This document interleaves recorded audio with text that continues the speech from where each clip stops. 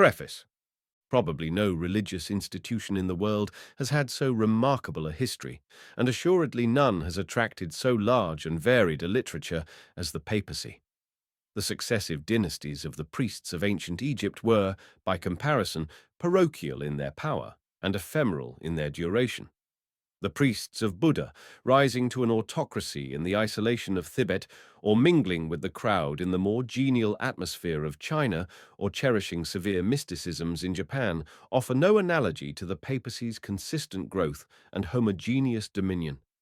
The religious leaders of the Jews, scattered through the world, yet hardened in their type by centuries of persecution, may surpass it in conservative antiquity, but they do not remotely approach it in power and in historical importance. It influences the history of Europe more conspicuously than emperors have ever done, stretches a more than imperial power over lands beyond the most fevered dreams of Alexander or Caesar, and may well seem to have made eternal Rome something more than the idle boast of a patriot. Yet this conservative endurance has not been favored by such a stability of environment as has sheltered the lamas of Tibet or the secular priests of the old Chinese religion. The papacy has lived through 15 centuries of portentous change, though it seemed in each phase to have connected itself indissolubly with the dominant institutions and ideas of that phase. The popes have witnessed and have survived 3 mighty transformations of the face of Europe. They had hardly issued from their early obscurity and lodged themselves in the fabric of the old Roman civilization when this fell into ruins. But they held firmly, amidst the ruins, the scepter they had inherited. One by one, the stately institutions of the older world, the schools, the law courts, the guilds of craftsmen, the military system, the municipal forms and commercial routes, disappeared in the flood of barbarism which poured over Europe. But this institution, which seemed the least firmly established, was hardly shaken and was quickly accepted by the strange new world. A new polity was created, partly under the direction of the popes, and it was so entirely saturated by their influence that religion gave it its most characteristic name. Then Christendom, as it was called, passed in turn through a critical development, culminating in the Reformation, and the papacy begot a counter-Reformation and secured millions beyond the seas to replace the millions it had lost. The third and last convulsion began with the work of Voltaire and Rousseau and Mirabeau, and has grievously shaken the political theory with which the papacy was allied and the older religious views which it had stereotyped. Yet today it has some 35 million followers in the 3 greatest Protestant countries, the lands of Luther, of Henry VIII, and of the Puritan Fathers. It must seem a futile design to attempt to tell, with any intelligent satisfaction, within the limits of a small volume, the extraordinary story of this institution. No serious historian now tries to command more than a section of the record of the papacy, and he usually finds a dozen volumes required for the adequate presentment of that section. Yet there is something to be said for such a sketch as I propose to give. If we take 4 of the more important recent histories of the papacy, those of Father Grisard, Dr. Mann, Dr. Pastor, and Dr. Crichton, we find that the joint 30 volumes do not cover the whole period of papal history, even to the 16th century, and the careful student will not omit to include in his reading the still valuable volumes of Milman and of Dr. Lange. In other words, he must study more than 50 volumes if he would have an incomplete account of the development of the papacy up to the time of the Reformation, and more than that number if he would follow accurately the fortunes of the papacy since the days of Paul III. The history of the papacy is very largely the history of Europe, and this voluminous expansion is inevitable. On the other hand, the general student of the history of Europe and the general reader who seeks intellectual pleasure in the storied page are not only repelled by such an array of tomes, but they have no interest in a vast proportion of the matter which it is incumbent on the ecclesiastical historian to record. One wants a view of the papacy in the essential lines of its development, and they are usually lost or not easily recognized in the conscientiously full chronicles. Is it possible to give a useful and informing account of the essential history of the papacy in a small volume? The rare attempts to do this that have been made have failed from one or other of 2 causes. They have either been written with a controversial aim and therefore have given only the higher lights or darker shades of the picture, or they have been mere summaries of the larger works, mingling what is relevant and what is not relevant from the developmental point of view. The design which occurs to me is to write a study of the papacy by taking a score of the outstanding popes, which means, in effect, a score of the more significant or critical stages in the development of the papacy, and giving an adequate account of the work and personality of each. The evolution of the papacy has not, like the evolution of life in general, been continuous. It has had periods of stagnation and moments of rapid progress or decay. Of the first 100 popes, scarcely a dozen contributed materially to the making of the papacy. The others maintained or marred the work of the great popes. It is the same with the environment of the papacy, which has influenced its fortunes as profoundly as changes of environment have affected the advance of terrestrial life. There have been long, drowsy summers closed by something like ice ages.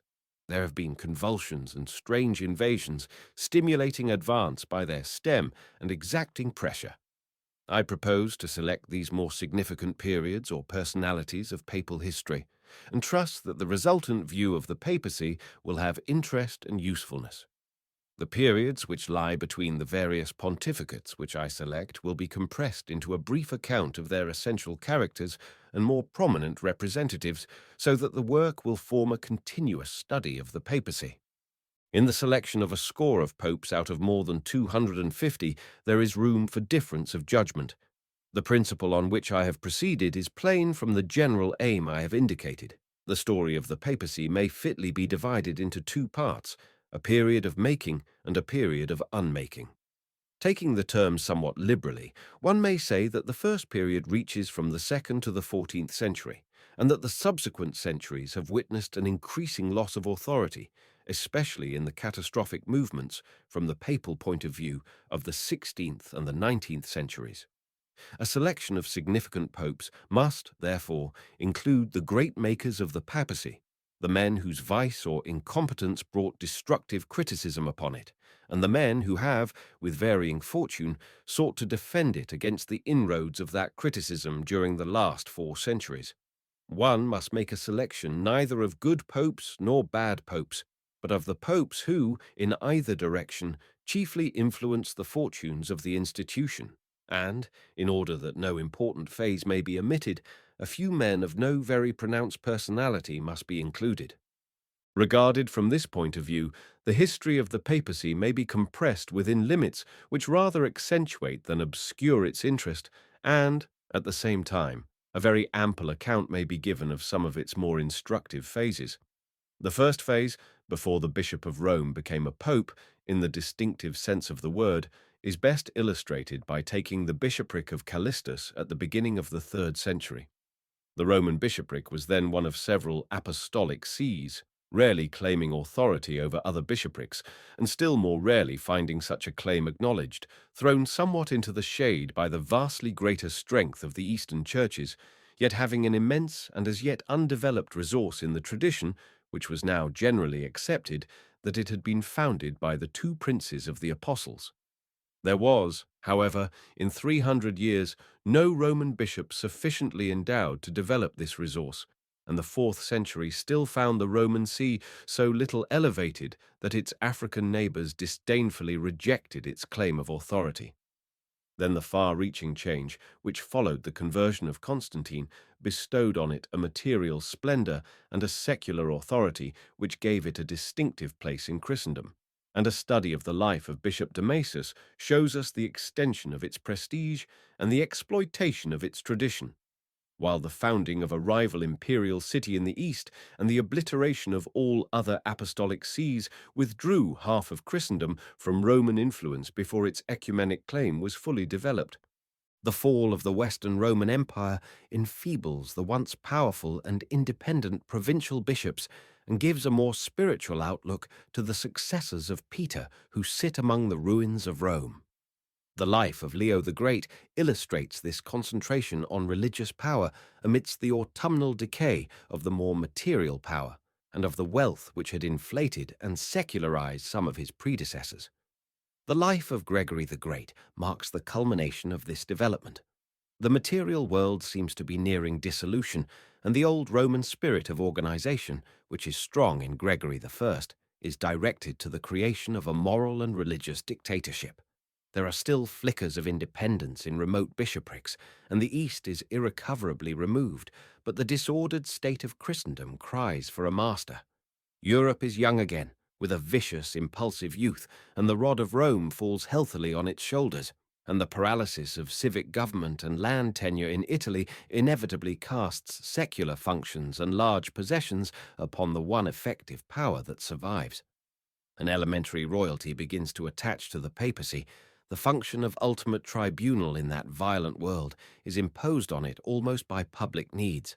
And, though Gregory is personally disdainful of culture, the Church and the monastic refugees it consecrates preserve for a wiser age to come some proportion of the wisdom of the dead age. With Hadrian I, a new phase opens. The possession and administration of patrimonies or bequeathed estates give place to the definite political control of whole provinces under the protection of a powerful and conveniently remote king of the Franks.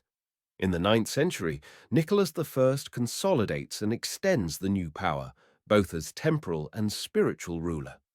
The vice and violence of Europe still justify or promote the growth of a great spiritual autocracy, and the illiteracy of Europe, for culture has touched its lowest depth, permits the imposition on it, in the false decretals, etc., of an impressive and fictitious version of the bases of papal claims. Then Rome, which has hitherto had singularly few unworthy men in the chair of Peter, becomes gradually degraded to the level of its age, and the papacy passes into the darkness of the Age of Iron, which is fitly illustrated by the pontificate of John VI. Gregory VII shows its restoration to spiritual ideals and the union of monastic severity with the papal tradition, and this steady creation of a machinery for dominating the vice and violence of Europe is perfected in the extraordinary work of Innocent III, who would, for its moral correction, make Europe the United States of the Church and treat its greatest monarchs as satraps of the papacy. After Innocent, the papacy degenerates. A renewed school life, the influence of the Moors, the evolution of civic life and prosperity, and the rise of powerful kingdoms stimulate the intelligence of Europe, while the political connections in which the temporal power entangles the papacy lead to a degeneration which cannot escape the more alert mind of the laity. During a long exile at Avignon, the papal court learns soft ways and corrupt devices, illustrated by the life of John the 22nd, and the great schism which follows the return to Rome causes a moral paralysis which permits the pontificate of an unscrupulous adventurer like John the 23rd. The prosperous sensuality of the new Europe infects an immense proportion of the clergy. War, luxury, and display entail a vast expenditure, and the more thoughtful clergy and laity deplore the increasing sale by the popes of sacred offices and spiritual privileges. The body of lay scholars and lawyers grows larger and more critical, while the papal court sinks lower and lower. The papacy is fiercely criticized throughout Europe, and the resentment of its moral complexion leads to a discussion of the basis of its power. The earlier forgeries are discovered, and the true story of its human growth is dimly apprehended. The successive pontificates of Alexander VI, Julius II, and Leo X exhibit this dramatic development, a flat defiance by the papal court of the increasing moral sentiment and critical intelligence of Europe. Men are still so dominated by religious tradition that apart from an occasional heresy, they generally think only of reform and reforming councils. When Luther strikes a deeper note of rebellion, the echo is portentous, and neither reform, nor violence, nor persuasion succeeds in averting the disruption of Christendom.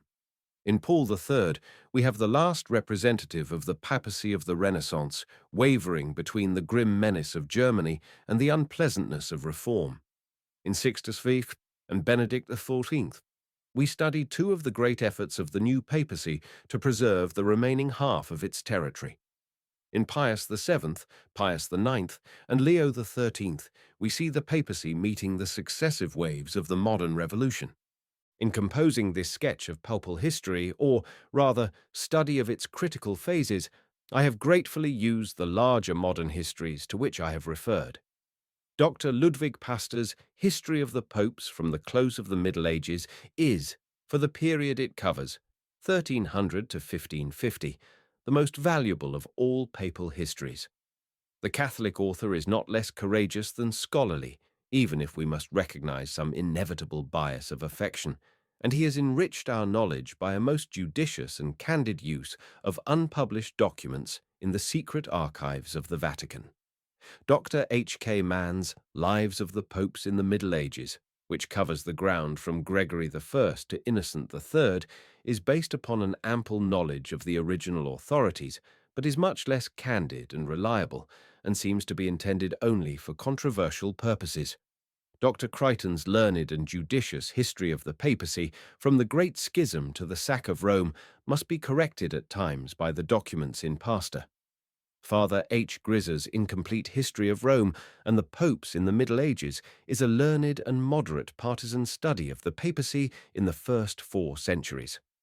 The older works of Dr. J. Langer, Dean Milman, Gregorovius, and Ranke are by no means superfluous to the student, though more recent research or judgment often corrects them. Less extensive works will be noted in the course of each chapter, and I owe much to industrious older authorities like Baronius, Tillemont, Reinaldus, Mansi, etc. I have, however, had the original authorities before me throughout. The earlier chapters are, indeed, based almost entirely on the Latin or Greek sources, and, in the later chapters, at every point which seemed to inspire differences of judgment, I have carefully weighed the original texts. For the later medieval period, however, Crichton, Pastor, and Gregorovius have so generously strengthened their works with quotations and references that, except at a few points, I may direct the reader to their more comprehensive studies. The narrow limits which are imposed by the particular purpose of this work forbid either the constant quoting of passages or the design of enlarging on some of the remarkable scenes to which it at times refers. The severe condensation, after the first few chapters, has entailed a labour only second to that of research, and I can only trust that the abundance of fact will afford some compensation for the lack of elegance. Happily, the earlier controversial method of writing papal history has so far yielded to candid research that the points in dispute, as far as fact is concerned, are comparatively few. Where they occur, where grave and accepted historians of any school descent, the evidence is more liberally put before the reader. J. M. Christmas, 1915. Chapter 1. St. Callistus and the Early Struggle. At the close of the 2nd century after the birth of Christ, the Christian community at Rome still saw no human prospect of that spiritual mastery of the world which they trusted some day to attain. They lived, for the most part, in the Transtiberina, the last and least reputable section of the great city, beyond the shelter of its walls. In that squalid and crowded district between the Janiculus and the Tiber dwelt the fishers and tanners and other poor workers, and the Jews and others who shunned the light found refuge among their lowly tenements. Near that early ghetto, from which they had issued, most of the Christians lingered. Still they were a small community, and still the might of Rome bade them crouch trembling at the gates, lost among the tombs and gardens of the Vatican or the dense poverty at the foot of the Janiculus. Across the river they would see, above the fringe of wharves and warehouses, the spreading line of the Roman people's palaces, from the theatre of Pompey to the great circus. Perhaps they would hear the roar of the lions which might at any time taste Christian flesh.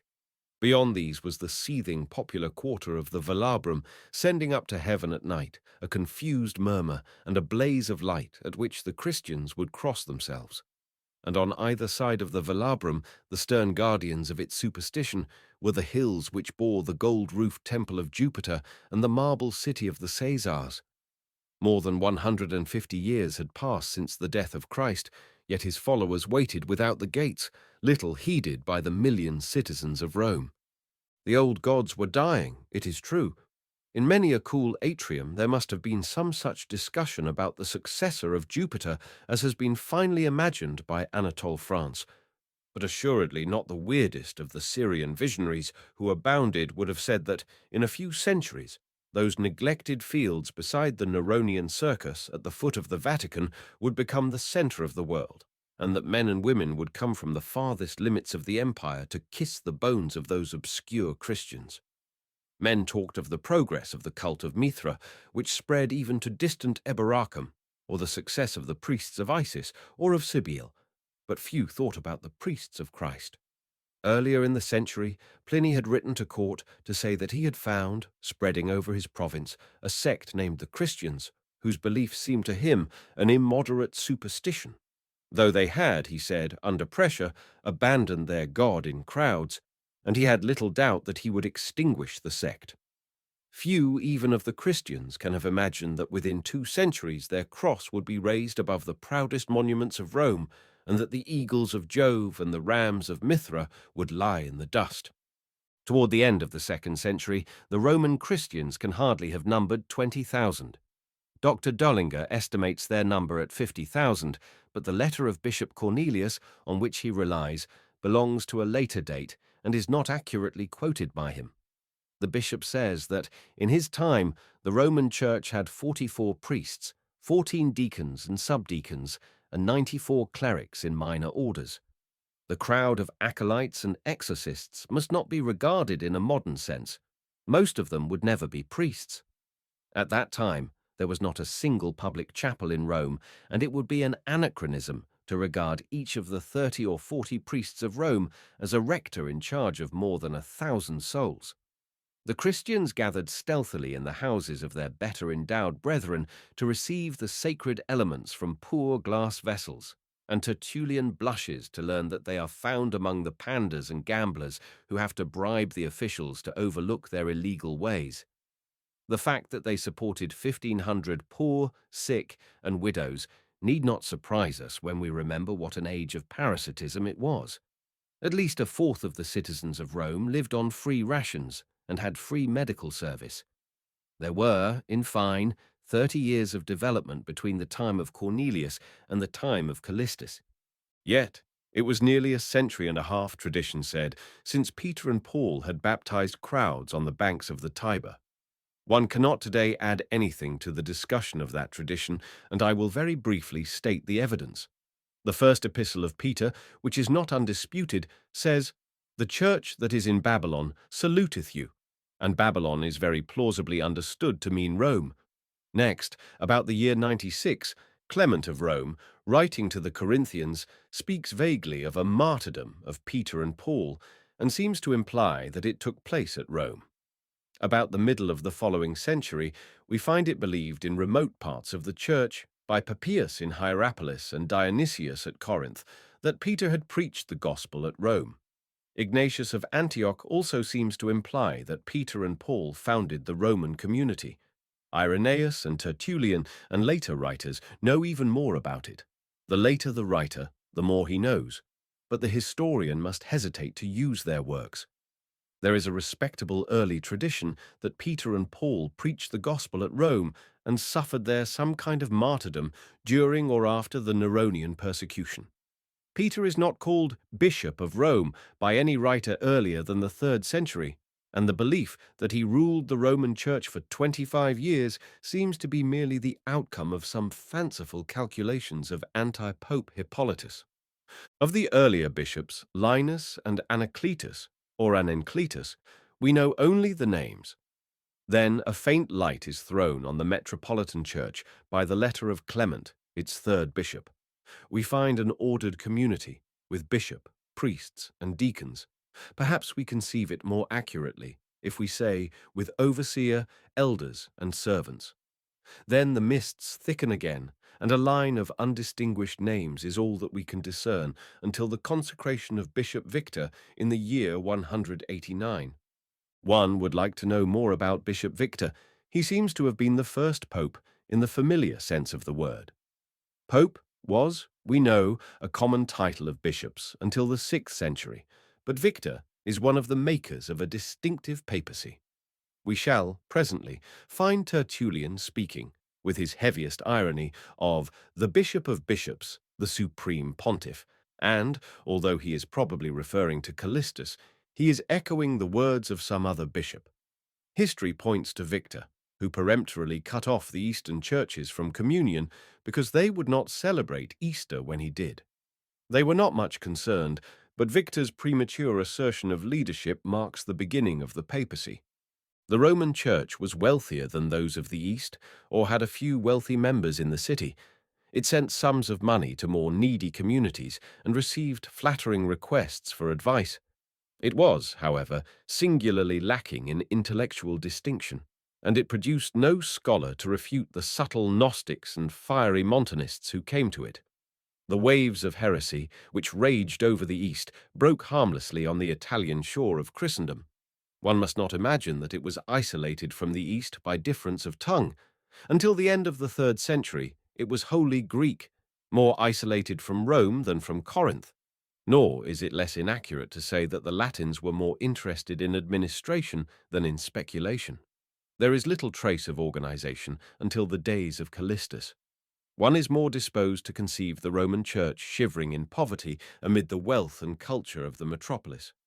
The disdainful language of the intellectuals and the wonderful success of Stoicism in the 2nd century excluded it from the educated world, while its secrecy, its stern abstinence from games and festivals, its scorn of the gods, and the shadow of deadly illegality which brooded over it, made it less successful in appealing to the people than the other Eastern religions. If, however, the Roman See made little impression in Rome, it made some progress in the Church. As the fragments of Papias and Dionysius show, Christians were saying, far away in the East, that it had been founded by Peter, and the Gospels plainly made Peter the chief of the apostles. The Roman See did not yet speak of having inherited the primacy of Peter, and it had very little share in the prestige of Rome. It must rise higher in the eyes of men, and at the end of the 2nd century it was rising. Marcia, the robust ex-slave who shared the brutal pleasures of Commodus and was mistress of his harem of 300 concubines, had a grateful recollection of earlier Christian kindness, and she secured peace and favor for the Church. Here it is that, for the first time, a clear light falls upon the Christian community at Rome and upon its bishops. In the year 217, or 218, Bishop Callistus succeeded Bishop Zephyrin, who had followed Victor. From the 4th century, he has been counted one of the greatest of the early popes. 2 of the historic cemeteries bore his name, and there was a church of Saint Callistus, or Calixtus, as the Latins sometimes misspell it, and a square of Saint Callistus in the Trastevere district. Martyrologies honored him as a witness to the faith, and, probably from the 7th century, the actor of his martyrdom, including a most impressive account of his virtues and miracles, might be consulted in the archives of Star Maria in Trastevere. From these materials, Moretti composed an eloquent biography of the saint, and even the Bollandists, more discreetly, and with disturbing hints that Christian scholars were saying naughty things about the actor S. Callisti, set their learned seal upon his diploma of sanctity and martyrdom. Contemporary with Callistus, the saint and martyr, was Hippolytus, the scholar and saint and martyr. They were the 2 shining jewels of the Roman Church. The many works of Hippolytus had strangely disappeared, and tradition was not even sure of which town he had been bishop, but there was evidence enough to connect him with the Roman Church and to justify the claim that he was the origin of the West.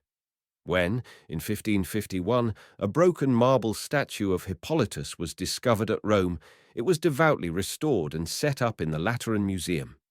And just 300 years afterwards, in 1851, there was given to the world a lost work of the saintly scholar, from which it is plain that he was the first anti-pope, and that the pope whom he opposed and reviled was Callistus.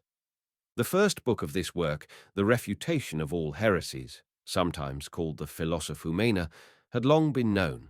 The manuscript copy of books 4 to 10 was found in a monastery on Mount Athos in 1842.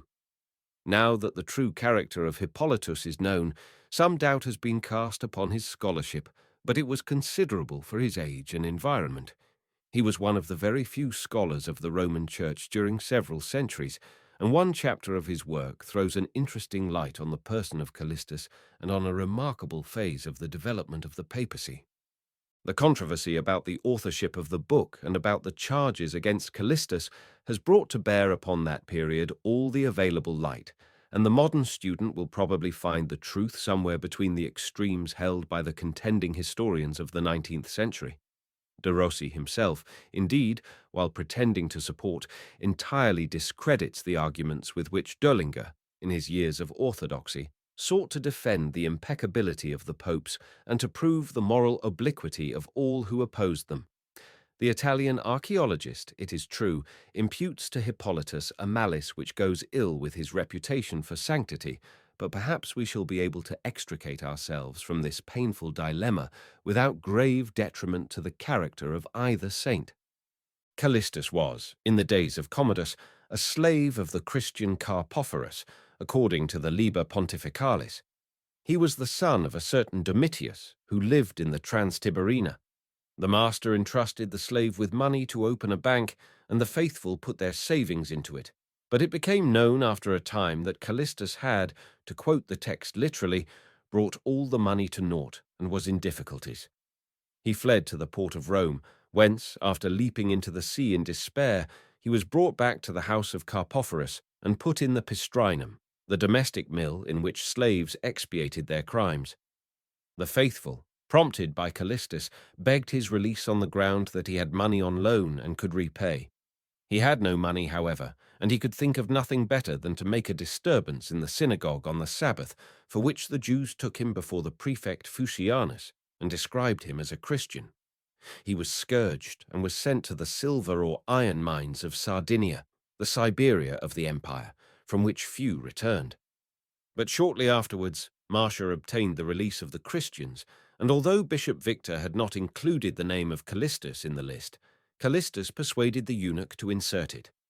Victor, however, reflecting on the hostility of his victims, sent him to live on a pension provided by the Church at Antium. This narrative has been subjected to the most meticulous criticism, as if it were something novel or important to accuse a pope of having committed certain indiscretions in his youth.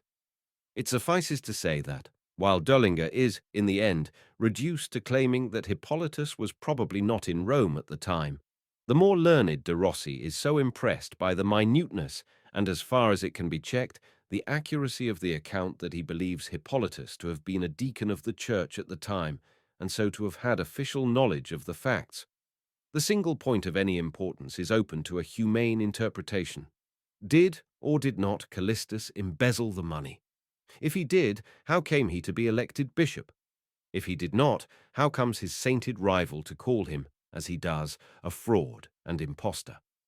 We may remember that financial troubles of this kind are peculiarly open to opposite interpretations.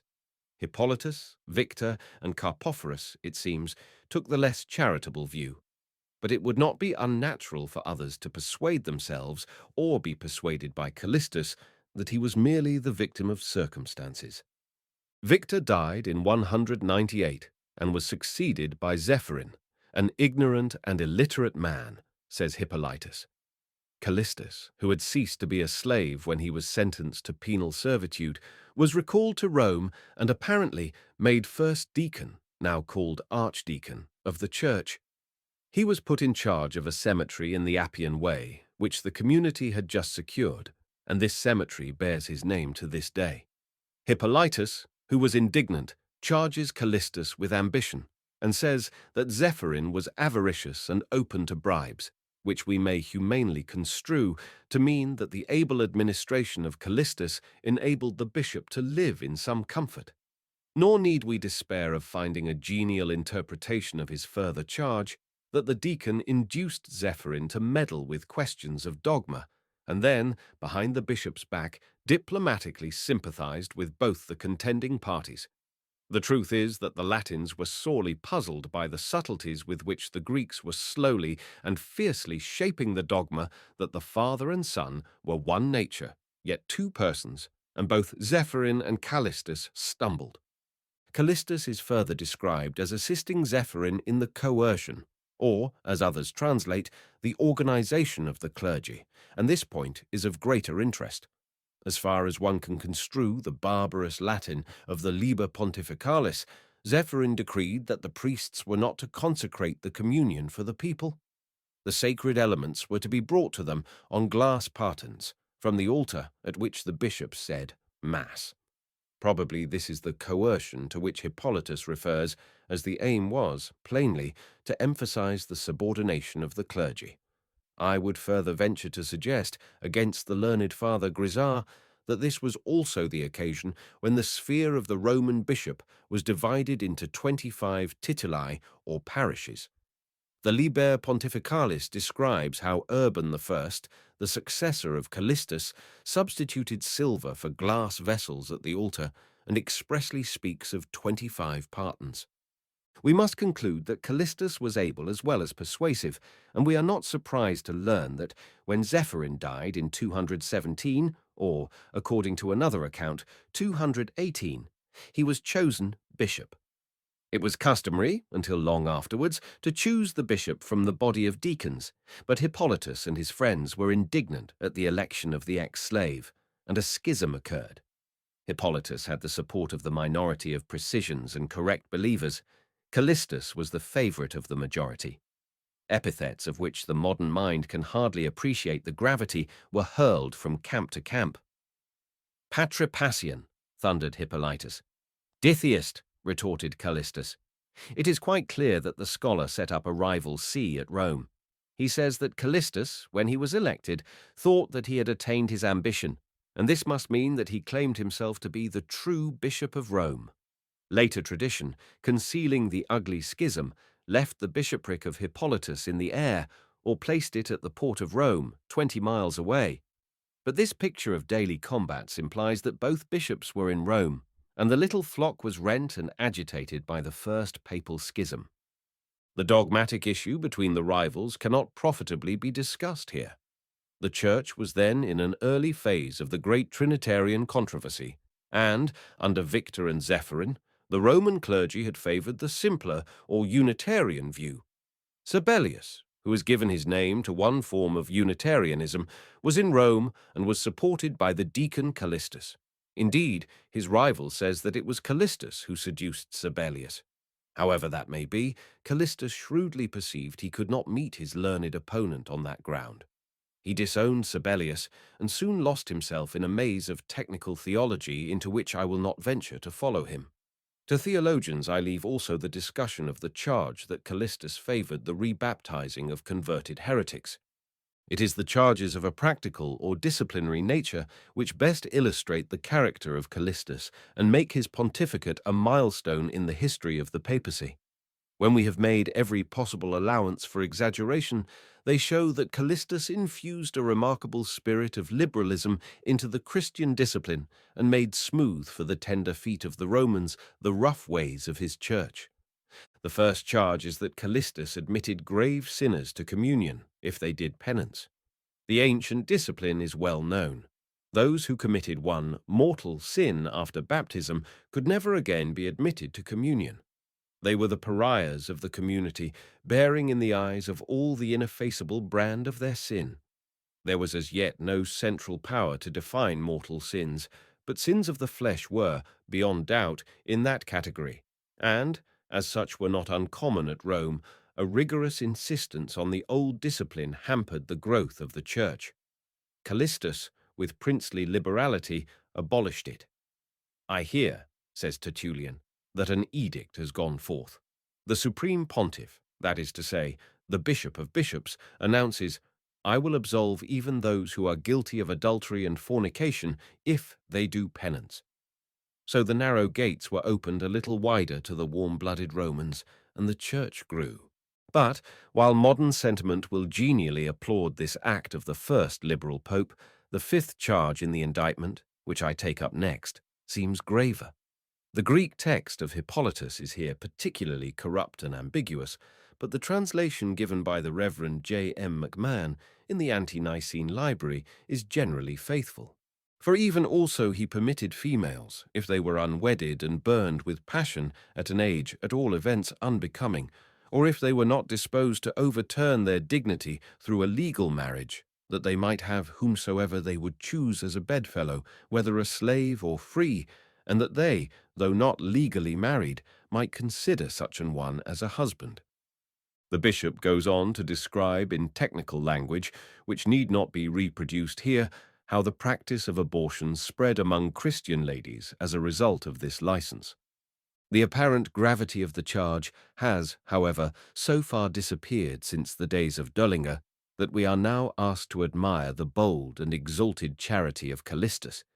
He is, of course, referring to the Roman law which forbade the widow or daughter of a senator, under pain of losing her dignity of clarissima, to marry a free-born man of lower condition. A slave or freedman she could not validly marry. There cannot have been very many ladies of senatorial rank in the church at that time, seeing that 70 years after the conversion of Constantine, St. Augustine found nearly the whole of the nobility still pagan. There were, however, some, as the inscriptions in the catacombs show, and their position was painful. They must either mate with a Christian slave or freedman, and be regarded by the law and their neighbours as living in concubinage, or marry a freeborn Christian of low degree, and thus forfeit their rank, or devote their virginity or their widowhood to God.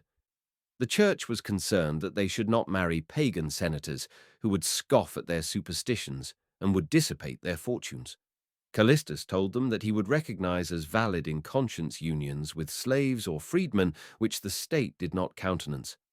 The number of ladies to whom the license extended must have been small, and Hippolytus evidently exaggerates the occasional scandals which followed. The impartial historian, however, will hardly regard the action of Callistus as a humanitarian protest against caste distinctions. Such distinctions were maintained by the Church for centuries afterwards in its legislation about the clergy, and, on the other hand, the measure was profitable to the Church. In practice, indeed, these secret marriages would easily lead to disorder. A Christian lady would, if she were to keep her union secret, merely choose a husband among her slaves or freedmen, and would be tempted to use illicit means when her marriage threatened to be exposed too plainly to pagan eyes. The other charges against Callistus show a general policy of liberality. He decreed that a bishop who was convicted of mortal sin was not necessarily to be deposed. He permitted men who had been twice or thrice married to become deacons or priests. He directed that men in orders must not be disturbed if they married. Some writers think that, in the latter case, he was referring only to men in minor orders, but that would not have been a daring innovation. Hippolytus, in fact, makes his policy and his character clearer by telling us indignantly how Callistus searched the scriptures for proof that the church must be wide enough to embrace both saints and sinners. There had been clean and unclean animals in the ark. Christ had said that the tares must grow up with the wheat, and so on.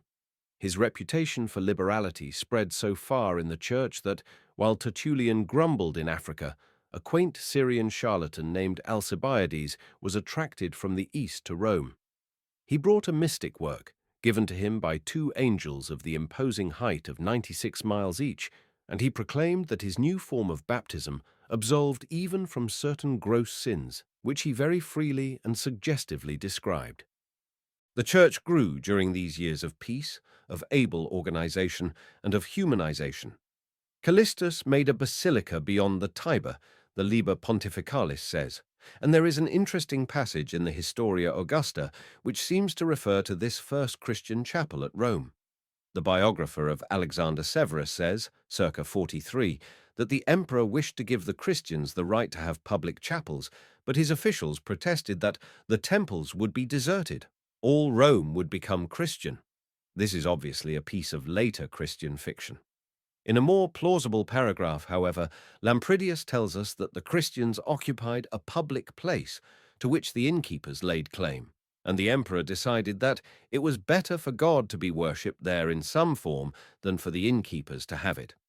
It is probable enough that this inn is the Taverna Meritoria, wine shop and restaurant referred to by Dio Cassius, Among the portents which accompanied the struggles of Octavian, a stream of oil had burst forth in this hostel in the Transtiberina. We know from Orosius that the Christians claimed the occurrence in later years as a presage of the coming of Christ. The age, if not the disputed ownership, of the place suggests a dilapidated, if not deserted, building. And if we may in one detail trust that interesting romance, the Acta Escalisti, we have a picture of the Christians of the 3rd century meeting at last, under their enterprising bishop, in the upper or dining room of this humble old inn in the despised Transtiberina. This was the high water mark of a century and a half of progress. Only one other act is authentically recorded of the brief rule of Bishop Callistus. He directed his people to fast on 3 Sabbaths in the year. This may seem inconsistent with his genial policy, but we must remember that rigorists abounded at Rome and demanded sterner ways. Callistus, apparently, merely sanctioned some slight traditional observance and thus virtually relieved the faithful of others. It may be fascinating to conjecture what so enterprising a pope would have done with the ecclesiastical system if he had lived long enough, but Callistus died, according to the best authorities, in the year 222, 4 or 5 years after his consecration. He did not die a martyr. In opening his account of the career of Callistus, the rival bishop says, "This man suffered martyrdom when Fusianus was prefect, and this was the sort of martyrdom he suffered. It is inconceivable that Hippolytus should use such language in Rome after the death of Callistus if the Pope had really suffered for the faith. No Christian was executed at Rome under Alexander Severus. We must suppose that after his death, if not during his life, Callistus was applauded as a martyr because of his banishment to Sardinia, and probably this gave rise to the legend of his martyrdom, which first appears as a bald statement in the 4th century. The Acta Escalisti may be traced to about the 7th century, and may be a pious contribution to the rejoicing of the faithful at the transfer of his bones to Star Maria in Trastevere.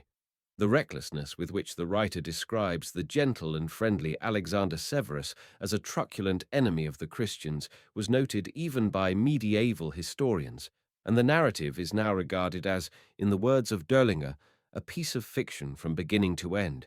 Yet Father Grisard describes Callistus as a martyr. Hippolytus maintained his little schism under Urban the Fine and Pontianus, while the Orthodox community prospered in the sun of imperial favor. Then the grim Maximinus succeeded Alexander on the throne, and the clouds gather again over Christendom. We just discern Pope and anti-Pope, Pontianus and Hippolytus, passing together to the deadly mines of Sardinia. Later, legend generously reconciled the rivals and gave to both of them the martyr's crown. But the authority is late and worthless. In whatever manner he ended his career, Rome was too proud of its one scholar to darken his memory, and the names of Hippolytus and Callistus shone together in ecclesiastical literature until that fateful discovery among the dusty parchments of the monks of Mount Athos. Chapter 2. Saint Damasus and the Triumph. In the year 355, the Christians of the imperial city startled their neighbors by a series of violent and threatening demonstrations. Armed crowds of them filled the streets, and monks and sacred virgins hid themselves from the riot. An inquiring pagan would have learned that the Emperor Constantius, who had waded to supremacy through a stream of blood, was attempting to force on their bishop and themselves the damnable heresy of Arius. A few weeks before, Constantius had sent his eunuch with rich presents to Liberius, suavely asking him to condemn a certain fiery Athanasius who resisted the heresy. Liberius had courageously refused, and when the eunuch had cunningly left the gifts beside the tomb of St. Peter, the bishop had had them cast out of the church. When the exasperated eunuch had returned to the emperor at Milan, the Christian community had prepared for drastic action, and it was presently known that the civic officials at Rome had received orders to seize the bishop and send him to Milan.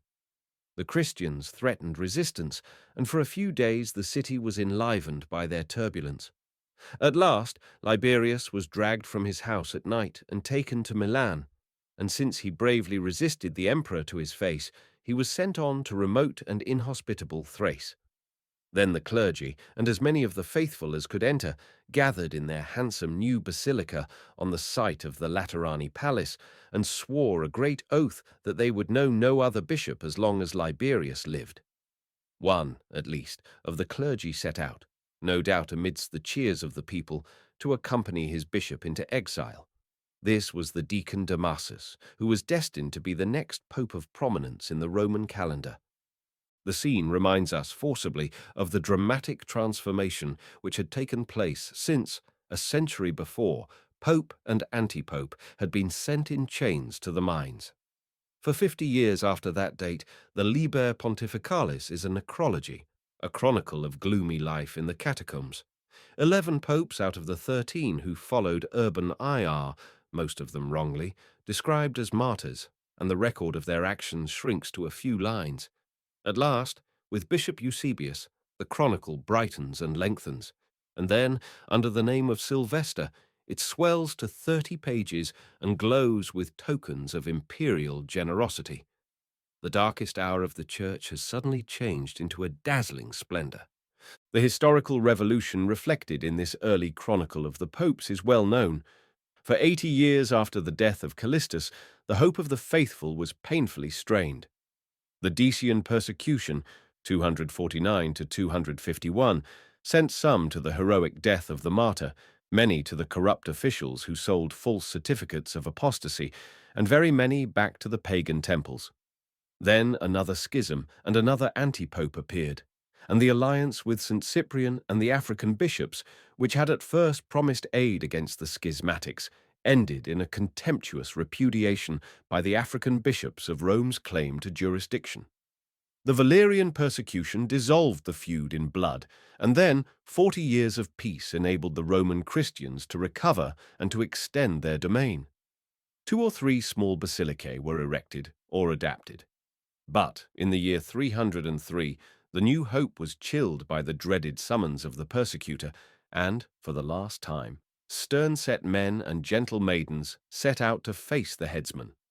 Rome did not suffer much in the next 7 years of persecution, but one can imagine the feelings of the faithful when they saw century thus succeed, century without bringing any larger hope even of a free place in the sun. And then, in rapid succession, came the triumph of Constantine, the issue of their Charter of Liberty, the Edict of Milan, 313, the imperial profession of Christianity, the grant to the Christian clergy of the privileges of Roman priests, and the building of large basilicae and scattering of gold and silver over their marble altars. Even the transfer of the court to Constantinople hardly dimmed the new hope. It remained a new form of ambition to desert the altars, the pagans murmured, and no one dare thwart the zeal of the clergy. So, by the year 355, when Deacon Damasus makes an inglorious entrance into history, Rome had a large Christian community and at least half a dozen churches. But Christendom was now overcast by the triumph of Arianism and an Arian emperor, and the struggle put an insupportable strain on the character of the faithful. At first, the prospect at Rome was brave and inspiring. They would all be true to their martyr bishop. With that thrilling cry in his ears, the deacon set out for Thrace. In a very short time he was back in Rome, having changed his mind, fired with ambition, his critics said. And in another short time, the chief deacon Felix, who also had taken the oath, listened to the Arian court and became bishop of Rome, and Damasus and most of the clergy transferred their loyalty to him. Then, in 2 or 3 years, Liberius grew tired of Thrace and signed some sort of heretical formula and came back to Rome, and the bloody struggle of pope and anti-pope led to a train of sorrows which darkened the life of St. Damasus. He had been born, probably at Rome, though his father is said to have been a Spaniard, about the year 304. The father had been a priest in the service of the little basilica of Saint Lawrence in the city. I am not impressed by Marucchi's contention that he was a bishop, and had brought up Damasus in the same service. The mother Laurentia was pious. The sister Irene consecrated her virginity to God. Damasus became and remained a deacon, and was at least in his 50th year when he turned his back upon the heroic road to Thrace. He was popular in the new Christian Rome, which Jerome describes so darkly. Envious folk called him the tickler of matrons' ears, and even worse. But we lose sight of him again for 10 years after his first appearance. The events of those 10 years are, however, important for the understanding of Damasus and his church, and must be briefly reviewed. That the clergy had, in the presence of the people, sworn to be true to Liberius, and that the majority of them broke their oath, is confirmed by St. Jerome in his Chronicle. Jerome, a decisive authority, tells also of the fall of Liberius, and this is also recorded by Athanasius, who writes the whole story. When Felix consented to be made bishop, the people were so infuriated that he had to be consecrated by the emperor's Arian bishops in the palace, a group of eunuchs nominally representing the people who raged without. Most of the clergy accepted Felix, but a minority, with the mass of the people, refused to do so, and for 2 years he gave his blessing to very thin congregations or to empty benches. Then the emperor came to Rome, and an imposing deputation of noble Christian ladies prevailed on him to recall Liberius. The great circus provided a new sensation for its 400,000 idlers when an imperial messenger announced that henceforward Liberius and Felix would rule their respective flocks side by side in Rome. 2 circus factions, so 2 bishops, the pagan majority ironically replied, but the Christian laity ominously thundered, 1 God, 1 Christ, 1 bishop. So when Liberius, overcome by the weariness of exile and embracing the heretical perversity, says St. Jerome in his Chronicle, returned to Rome, he was received as a conqueror. His loyal flock, finally indifferent to the way in which he had purchased his return, lined the route as men had done to welcome a triumphing general in the old days. This must have been about the end of 357 or the beginning of 358, and we shall not dwell on the scenes which followed. Felix and his followers were driven out of the city. Getting reinforcements, apparently, they returned and took possession of the Basilica Julii in the Transtiberina. But the mass of the faithful, led by Christian senators or officers, took the church by storm and again swept them out of Rome. The Liber Pontificalis records that a number of the clergy were slain in the battle, and, becoming hopelessly confused between pope and anti-pope, it awards these followers of Felix the palm of martyrdom. But it appears that the Felicians were strong, and for 6 years held several of the smaller churches. Rival clerics and laymen could not meet in the baths and streets without violent results. However, Felix died in 365, and Liberius wisely adopted his clerical supporters. Damasus remains in decent obscurity during these years, and we may assume that he repented his mistake and renewed his allegiance to Liberius. But Liberius followed his rival in the next year, 366, and the real career of Damasus opened. A well-known passage in the Res Gestae of the contemporary pagan Ammianus Marcellinus tells how, by that time, the Bishop of Rome scoured the city in a gorgeous chariot, gave banquets which excelled those of the emperor, and received the smiles and rich presents of all the fine ladies of Rome. And the querulous old soldier is not surprised, he says, that Damasus and his rival Ursicinus, as the name runs in official documents, were swollen with ambition for the seat, and stirred up riots so fierce that the prefect was driven out of Rome, and, after one fight, 137 corpses were left on the floor of one of the Christian conventicles. Jerome, Rufinus, and other ecclesiastical writers of the time place the fatal rioting beyond question, and we may therefore, with a prudent reserve, follow the closer description given in the Libellus. As soon as the death of Liberius became known, in September 366, the remnant of his original supporters met in the Basilica Julii across the river and elected the deacon Ursicinus, who was at once consecrated by a provincial bishop. It was an act of defiance to Damasus, the popular candidate, whom they were determined to exclude. Then, say these writers, Damasus gathered and bribed a mob, armed with staves, and for 3 days there was a bloody fight for the possession of the basilica. A week after the death of Liberius, or on October 1st, Damasus marched with his mob, now effectively reinforced by gladiators, to the Lateran Basilica, and was consecrated there. After this, he bribed the prefect Viventius to expel 7 priests of the rival party, but the people rescued them and conducted them to the Basilica Liberi, or Basilica Sicinini, now Sta Maria Maggiore, in the poor quarter across the river. In this chapel, the rebels were at worship in the early morning of October 26th, when a crowd of gladiators, charioteers, diggers, or guardians of the catacombs, and other ruffians, in the pay of Damasus, of course, fell on them with staves, swords, and axes, and an historic fight ensued. The Damasians stormed the barricaded door, fired the sacred building, mounted the roof, and flung tiles on the Ursicinians. In the end, the corpses of 160, Ammianus was too modest, followers of Ursicinus, of both sexes, lay on the floor of the blood-splashed chapel, and Ursicinus and his chief supporters were sent into exile. Such is the tale of woe of the priests Faustinus and Marcellinus, and there is no doubt whatever that for months the most savage encounters desecrated the chapels and catacombs of Rome. As to whether Damasus was or was not elected in his church of St. Lawrence in the city before the election of Ursicinus, the authorities are not agreed, and it must be left to the decision of the reader whether those who secured his triumph were really a hired mob of gladiators and diggers, or a troop of pious and indignant admirers. Jerome, whose modern biographer, Amédée Thierry, plausibly contends that he was studying in Rome at the time, expressly says that the followers of his patron Damasus were the aggressors, and that many men and women were slain. Rufinus is more favorable to the cause of Damasus, but he admits that the churches were filled with blood.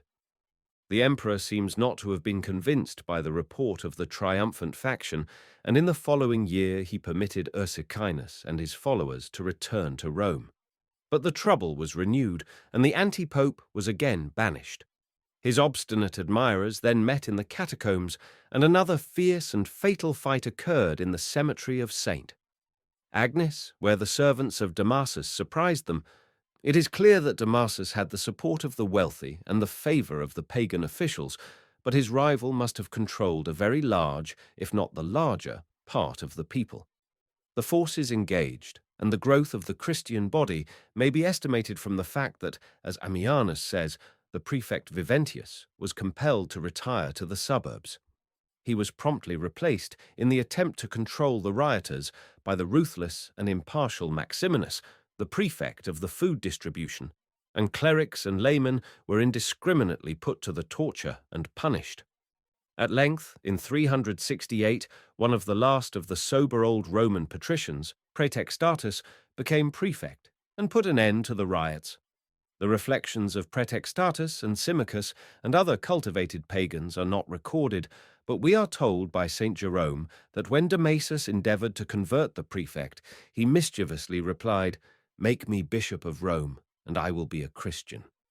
Ursicinus went to din his grievances into the ears of provincial bishops, and there seems to be good ground for the statement in the Libellus that some of these were indignant with Damasus.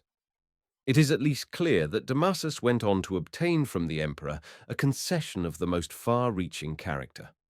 The imperial rescript making this concession one of the really important steps in the history of the papacy and of the church has strangely disappeared, but we find the bishops of a later Roman synod in 378 or 379 writing to Gratian and Valentinian that when Ursicinus was banished, the emperors had decreed that the Roman bishop should have power to inquire into the conduct of the other priests of the churches, and that affairs of religion should be judged by the pontiff of religion with his colleagues.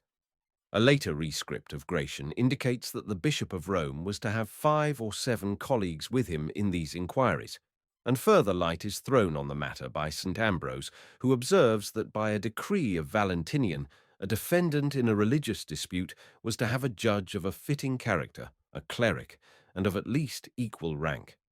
Possibly the truculent impartiality of Maximinus was the immediate occasion for asking this privilege, and Valentinian would not find it unseemly that bishops should adjudicate on these new types of quarrels.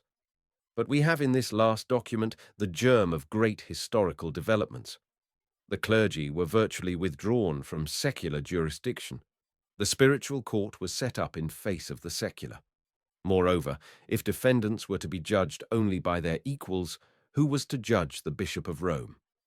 Damasus at once used his powers. He convoked a synod at Rome, and we may realize the enormous progress that the Church had made in 50 years when we learn that 93 Italian bishops responded to his summons. On a charge of favoring Arianism, which seems to cloak a real charge of favoring Ursicinus, the bishops of Parma and Puteoli were deposed by the synod, and they appealed in vain to the court. Henceforward, bishops, under the presidency of the Bishop of Rome, were to judge bishops. The cultivated and courtly Auxentius of Milan was next condemned, but he was too secure in the favor of the empress to do more than smile. Neither he nor his great successor, Saint Ambrose, acknowledged any authority over them on the part of the Roman bishop. From this synod, moreover, the bishops wrote to the emperor to ask that secular officials should be instructed to enforce their jurisdiction and sentences, and we shall hardly be unjust if we suspect the direct or indirect suggestion of Damasus in their further requests. They asked that bishops might be tried either by the Bishop of Rome or by a council of 15 bishops, and that the Bishop of Rome himself might, if his case were not laid before an episcopal council, defend himself before the imperial council. This bold attempt of the Roman bishop to judge all bishops, yet be judged by none, seems to have displeased the emperor, who may have consulted the Bishop of Milan. We have at least no indication that the privilege was granted, but the other points were granted, and instructions were issued to the secular officers in Gaul as well as in Italy, apprising them of the juridical autonomy of the Church and of their duty to enforce its decisions. Out of his troubles, Damasus had won a most important step in the making of the papacy. Unfriendly critics might suggest that Damasus paid a price for these powers. A curious passage in the historian Socrates tells us that, in the year 370, Valentinian decreed that every man might henceforward marry 2 wives. The statement is often rejected as preposterous, but we know that Valentinian had, shortly before, divorced his wife, Severa, in favor of the more comely Justina, and it is probable enough that he passed a law of divorce. The learned Tillemont blushes when he finds no ecclesiastical protest at the time against this flagrant return to pagan morals. However that may be, Damasus, from his palace by the Lateran Basilica, continued to strengthen his new authority and to regulate the disordered church. Rome still harbored numbers of rebels, and they seem to have caused him serious annoyance by a persistent charge that, in earlier years, he had sinned with a Roman matron. A converted and relapsed Jew was put forward as the chief witness to the charge, and, when the young Emperor Gratian had failed to impress Rome by his personal assurance that Damasus was innocent, a Roman synod of 44 bishops professed to investigate and dismiss the accusation. Ursicinus was now, however, living at Milan, and it is not implausibly suggested that his insistence made some impression on the puritanical young emperor. The case was submitted to the Council of Aquileia in 380, at which St. Ambrose presided, and the bishops declared the innocence of Damasus and demanded the secular punishment of his accusers, who were now scattered over Europe. The Roman rebels then masked their hostility by joining an eccentric, though orthodox sect in the capital, whose ascetic leader bore the name of Lucifer. On these Luciferians, in turn, the hand of Damasus fell with ruthless severity. Their renowned Macarius, the champion faster of the time outside the Egyptian desert, was physically dragged into court and banished, and the police pursued them from one secret meeting place to another. It is at this time that Faustinus and Marcellinus, who had joined the rigorous sect, addressed their libellus to the emperors. Over the remainder of Italy and over Gaul, Damasus did not press the virtual primacy which he had won from the imperial authorities, and the later language of Leo and Gregory makes it advisable for us to grasp clearly the situation in the 4th century. There was no question of papal supremacy. No important decision was reached by Damasus apart from a synod, and the See of Milan was not regarded as subordinate in authority to that of Rome. though St. Ambrose naturally expressed a peculiar respect for the doctrinal tradition of a church that had been founded by the great apostles. When the Spanish Priscillianists applied to Italy for aid, they appealed, says Sulpicius Severus, to the two bishops who had the highest authority at that time. When the great struggle with the pagan senators over the Statue of Victory took place in 382, it was Ambrose who championed Christianity, Damasus merely sending to him the Roman petition. But Damasus knew the theoretical strength of his position and knew, as a rule, when to enforce it.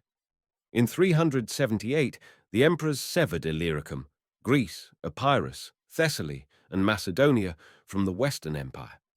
Damasus at once contrived that its bishops should look not to the Eastern churches, but to himself for direction and support, and from that time onward, the Bishop of Thessalonica became the vicar of the Bishop of Rome.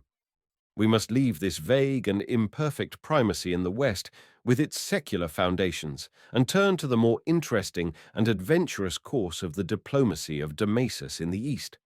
The narrow limits within which each of these sketches must be confined forbid me to attempt to depict the extraordinary confusion of the Eastern Church. It must suffice to say, in few words, that the struggle against paganism was almost lost in the fiery struggle against heresy, and that the hand of the Arian Valens smote the Orthodox as violently and persistently as the hand of any pagan emperor had done. The various refinements of the Arian heresy, the lingering traces of old heresies, and the vigorous beginnings of new heresies rent each church into factions as violent as those of Rome, and made each important see the theatre of a truculent rivalry. Constantinople, or New Rome as it loved to call itself, was the natural centre of the Eastern religious world, but it was overshadowed by the Arian court, and its growing pretensions were watched by the apostolic churches of Antioch and Alexandria almost as jealously as by old Rome. The triumph over paganism had, before it was half completed, given place to a dark and sanguinary confusion from the shores of the Euxine to the sands of the Thebaid. In 371 Street, Basil appealed to Damasus for assistance.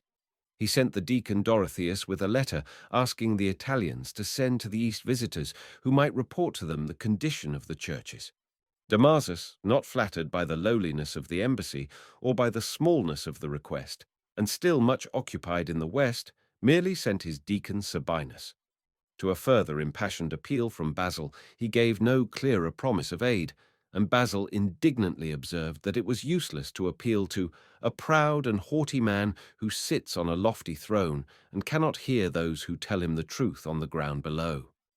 Basil made further futile appeals to the West, though not to Damasus, and at length, in 381, the Eastern bishops met in the Council of Constantinople, discussed their own affairs, and, in a famous canon, awarded the See of Constantinople a primacy in the East. Shortly afterwards, a synod was held in Italy under Ambrose, and it sent to the Emperor Theodosius a letter in which the concern of the Italians was plainly expressed. The bishops asked Theodosius to assist in convoking an ecumenical council at Rome, and say that it seems not unworthy that they should submit to the Bishop of Rome and the other Italian bishops, though they do not claim any prerogative of judgment. It is interesting to note at this stage how the Bishop of Rome does not yet stand apart from the other Italian bishops or claim jurisdiction over the East. In a letter written by Damasus somewhere about this time to certain Oriental bishops, there is question of reverence for the Apostolic See and of the foundation of that see by Peter. But such language is rare and premature and is not implausibly ascribed to St. Jerome, who was then at Rome. To the Eastern Emperor and to the Eastern Patriarchs it is not addressed. Theodosius ignored the request and sanctioned the holding of another council at Constantinople. The Westerns had, in the meantime, announced an ecumenical council at Rome for the summer of 382 and invited their Eastern brethren. From one cause or other, the proceedings at Rome were delayed, and while the Italians still anxiously awaited the response to their invitation, a letter came with the message that the Eastern bishops had settled the questions in dispute, and they regretted that they had not the wings of a dove in order that they might fly from the great city of Constantinople to the great city of Rome. The letter is a model of polite and exquisite irony. The statesmanship of Damasus had hopelessly miscarried, and the eastern and western branches of Christendom were farther than ever from uniting under his presidency. A more intimate aspect of the character of Damasus is disclosed when we consider the condition of the Roman clergy during his pontificate. It almost suffices to recall that an imperial rescript of the year 370 forbade priests and monks to visit the houses of widows and orphans, and declared that legacies to them were invalid. Saint Jerome himself deplores that there were solid reasons for thus depriving the clergy of a privilege which every gladiator enjoyed, and that the law was shamefully frustrated by donations. Indeed, in 372, the law was extended to nuns and bishops, and for nearly 100 years the Roman clergy bore the stigma which was implied by such a prohibition. Jerome's letters ruthlessly depict the condition of the Roman community. Fresh from his austerities in the desert of Chalcidia, the impulsive monk was as ready to denounce vice as to encourage virtue, and evidences of singular laxity mingle with heroic virtue in his vivid pages. On the one hand, he directed, in the sobered palace of Marcella on the Aventine, a group of noble dames in the practice of the most rigorous piety and the cultivation of sacred letters. The populace even threatened to fling him into the river when the lovely and high-born Blisilla terminated her austerities by a premature death, and even Christian writers fiercely contested this introduction into Rome of the ideals of the Egyptian desert. But on the other hand, Jerome's directions to his pupils incidentally betray that beyond his little school of virtue and learning, he saw nothing but sin and worldliness. In plain and crude speech, he warns his pupils to shun their Christian neighbors and distrust the priests. Somber as are many of the letters which Seneca wrote in the days of Nero, not one of them can compare with Jerome's lengthy letter to the gentle maiden Eustochium. He fills her virgin mind with a comprehensive picture of frailty and frivolity, and tells her that she may regard, not as a Christian, but as a Manichaean, any austere-looking woman whom she may meet on the streets of Rome.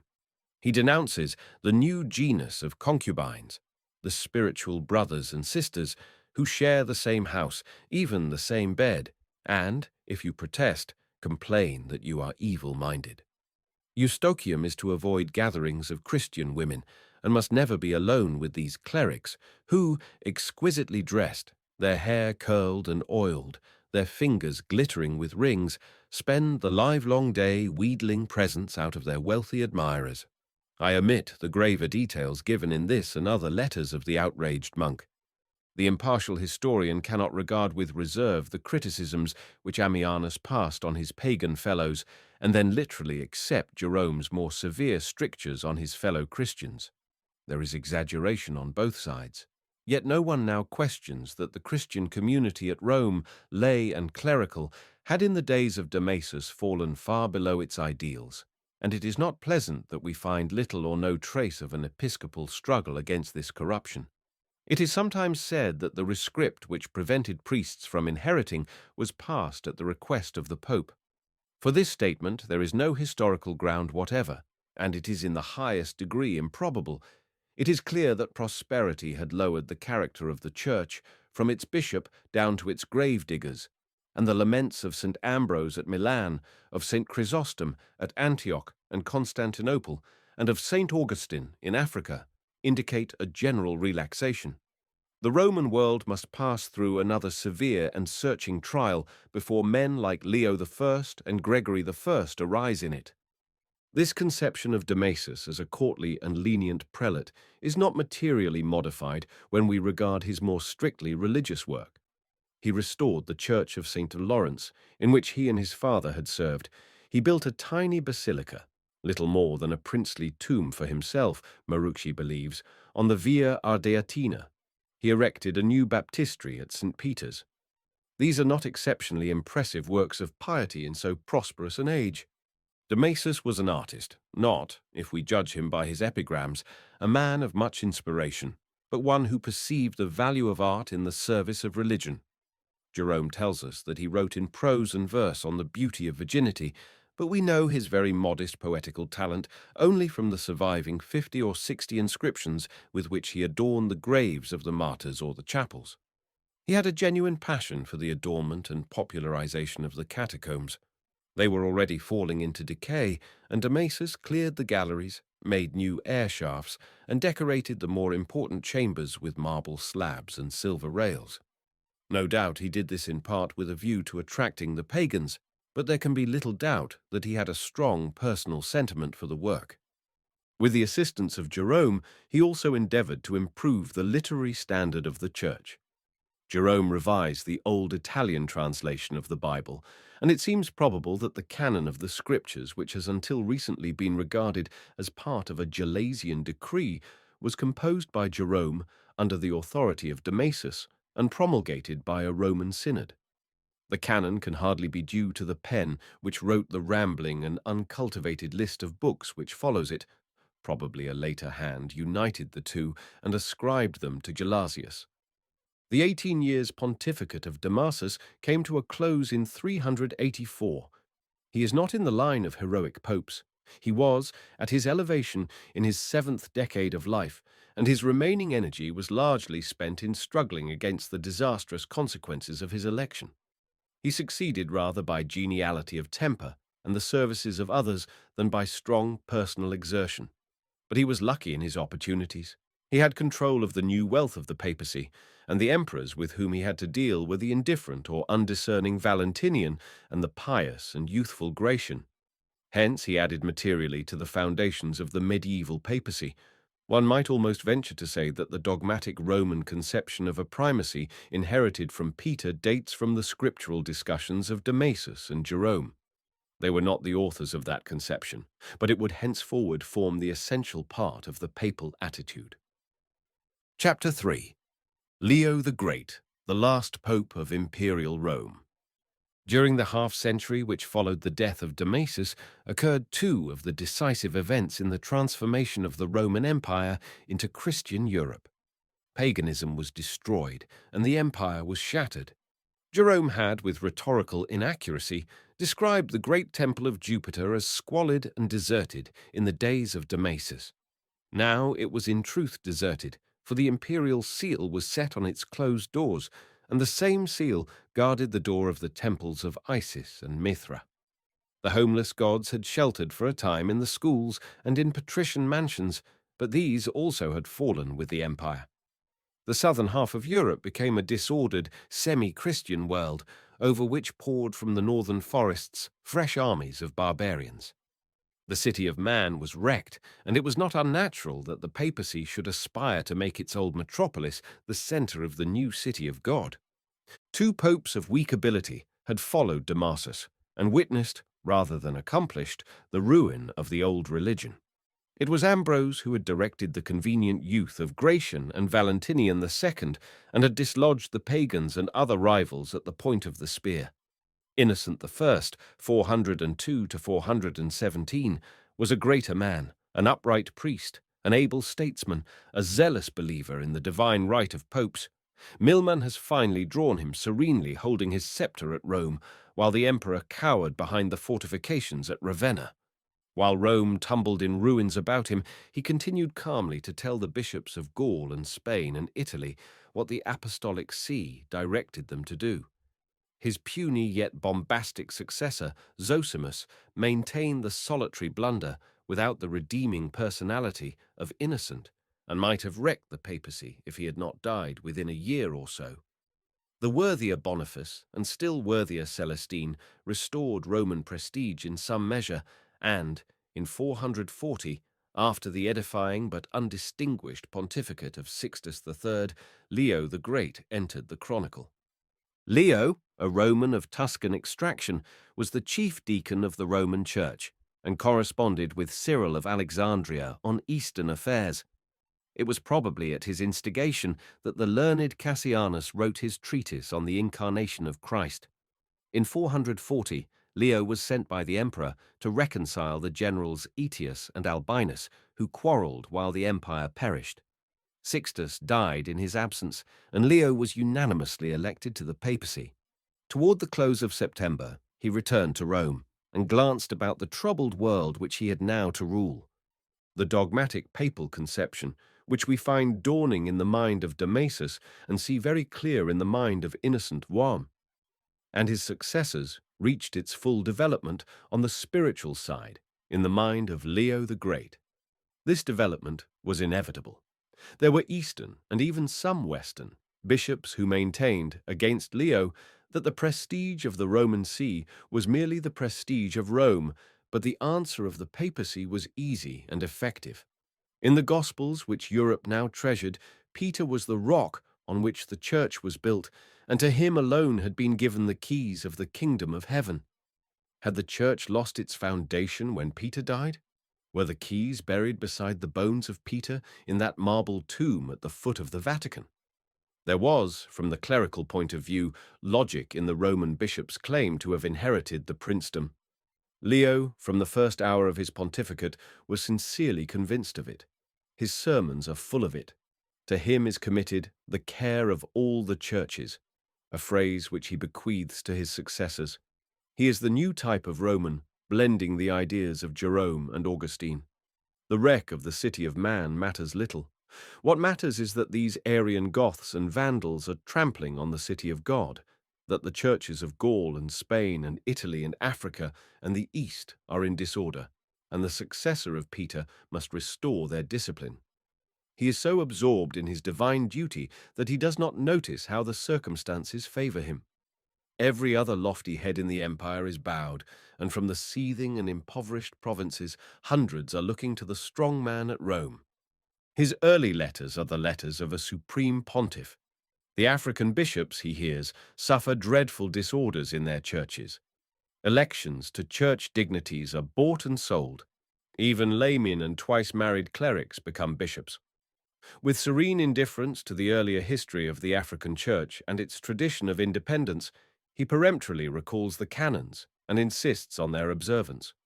Fortunately for him, the long struggle against the Donatists and the devastating onset of the Vandals have enfeebled, almost annihilated the African Church, and there is none to question his authority.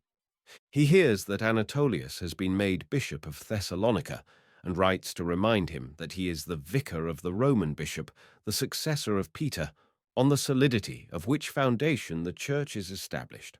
When, at a later date, Anatolius uses his power harshly, he sternly rebukes him. And it is interesting to notice what the discipline is on which he insists in this letter. Even subdeacons shall not marry, or, if they are married, shall not know their wives. We are very far away from Callistus. Another aspect of Leo's character appears in his treatment of the Manichaeans at Rome, an interesting illustration of how he kept the strength and serenity of the old Roman, though lacking his culture. Leo had a terribly somber idea of the Manichaeans.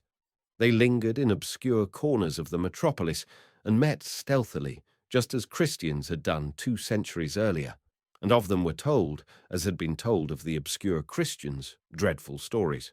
Leo conducted a great inquisition in 444 and brought the Manichaean bishop with his elect to a solemn judgment before the clergy and nobles of Rome. There, he says, they all confessed that the violation of a girl of 10 years was part of their ritual. He called down upon them the secular arm and crushed them in Rome and Italy. What sort of a judicial process was employed to elicit this extraordinary confession, so utterly at variance with all that we know of the ascetic Manichaeans, we are not told, but we are painfully reminded of a similar declaration of Augustine in his old age. In Gaul, the Pope encountered one of the last opponents of papal aims in the West. The province was completely demoralized by the triumphant barbarians and by the arrival of lax clergy from Africa. In a letter of uncertain date, Leo gives us a dark picture of the state of things in the southern provinces, and this is more than confirmed in the work of the Marseille priest Salvianus, De Gubernatione Dei. Laymen pose as bishops, Leo says, "Priests sleep with their wives and marry their daughters to men who keep concubines. Monks serve in the army or marry, and so on." From this disordered world, men were ever ready to appeal to the authority of Rome. And, in 445, a bishop Celidonius came to complain of the harshness of his metropolitan, the austere and saintly Hilary of Arles. Hilary followed his bishop to Rome, and, when Leo decided against him, the saint made use, says Leo, of language which no layman even should dare to use and no priest to hear, and then fled disgracefully from Rome. Again, we are in a dilemma between two saints, and we must weigh as best we can the letters of Leo against the biography of Hilary. It will be found a general truth of early papal history that the man who appeals to Rome is heard more indulgently than the opponent who did not appeal. Hilary, who had deposed the bishop in plain accordance with the rules, resented Leo's conduct and scoffed at his supposed supremacy. He then apprehended violence and stealthily left Rome for Gaul. Leo thereupon, or after hearing new charges against Hilary, wrote to the bishops of Vienne that they were released from obedience to Hilary, who was thenceforward to confine himself to Arles.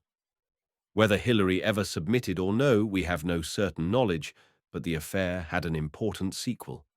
In the same year, 449, an imperial rescript, confessedly obtained by Leo, confirmed the sentence and added, "We lay down this forever, that neither the bishops of Gaul nor those of any other province shall attempt anything contrary to ancient usage without the authority of the venerable man, the Pope of the Eternal City." Even in the height of this quarrel, other provinces were not neglected, as a few letters of the year 447 amply show. The letter to the Spanish bishop Torribius of Astorga is notable as the first explicit papal approval of the execution of a heretic. It is usual to point out that the errors of Priscillian, the heretic in question, were believed to include magical practices, then a legal and social crime, as well as Manichaean and Gnostic tenets. But we must recognize one of the most terrible principles of the Middle Ages, and something far more than social zeal, in the following words of Leo. Although ecclesiastical mildness shrinks from blood punishments, yet it is aided by the severe decrees of Christian princes, since they who fear corporal suffering will have recourse to spiritual remedies. Here is no reference to legal or social crimes, but to an error which concerns the ecclesiastic.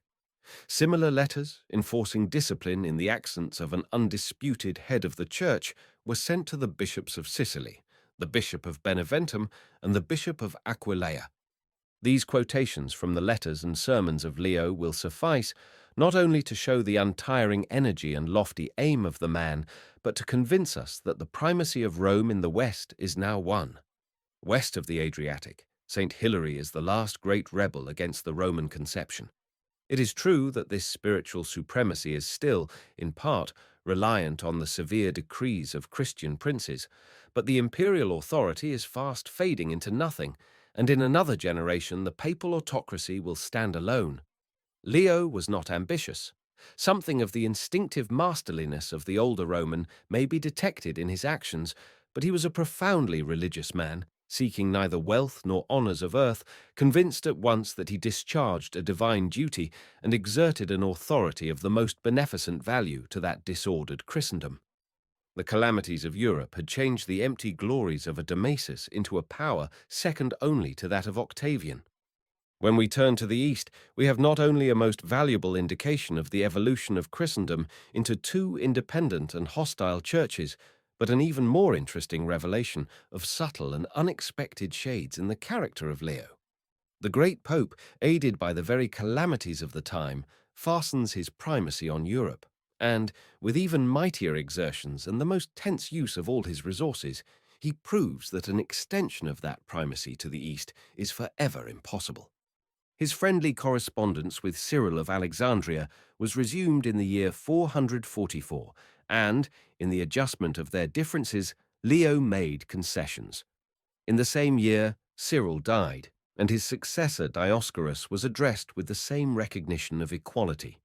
There are differences in points of discipline, but Leo is content to say, since the blessed Peter was made chief of the apostles by the Lord, and the Roman Church abides by his instructions, it is impossible to suppose that his holy disciple Mark, who first ruled the Church of Alexandria, gave it other regulations.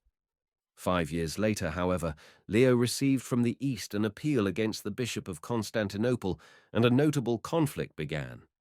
In the unending struggle in the East over the nature of Christ, the monks, a fierce and turbulent rabble living on the fringes of the great cities, had been the most effective champions of orthodoxy, and great was their excitement when the archimandrite, or abbot, of one of their large monasteries outside Constantinople was accused of heresy.